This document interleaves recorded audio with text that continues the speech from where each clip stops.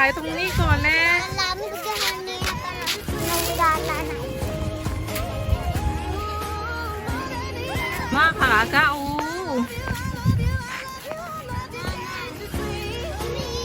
ว้าวสวยมากเลย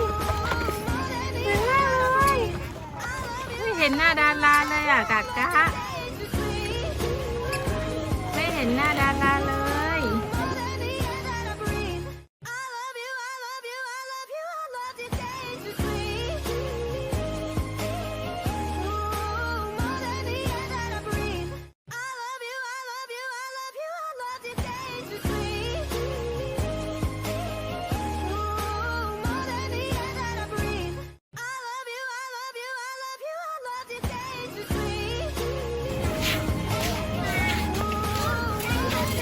ไปกลับไป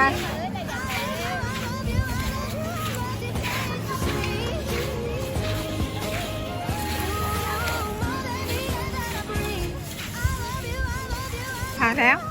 ไปมานั่งกระเดกระเดกระเดกระเดถ่ายรูปแล้วออกมาเลยออกมาเลยค่ะ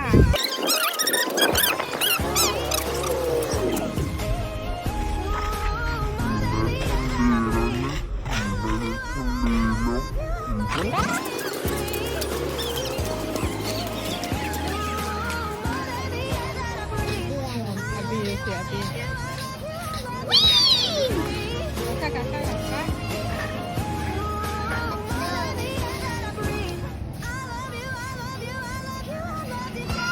ใส่รองเท้ามานานครับเอาลงมาค่ะลงมาค่ะก็จะถ่ายรูปต่อค่ะ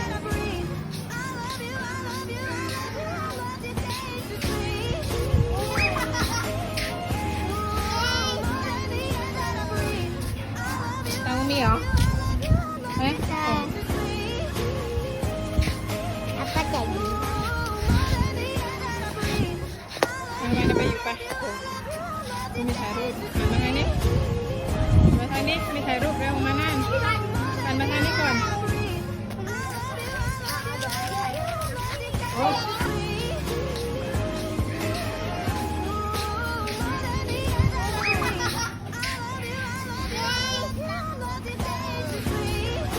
ตังมีเหรอ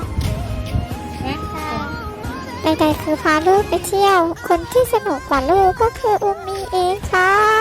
เพราะฉะนั้นก็คือ